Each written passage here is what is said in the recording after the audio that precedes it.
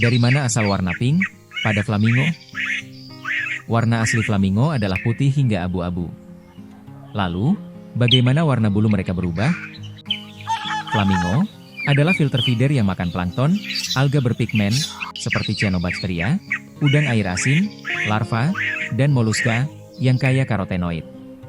Warna merah muda cerah inilah, yang berasal dari pigmen karotenoid dalam makanan mereka.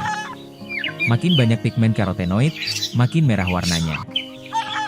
Jangan lupa like, komen, dan subscribe channel Fakta Hewan IDN. Sampai jumpa.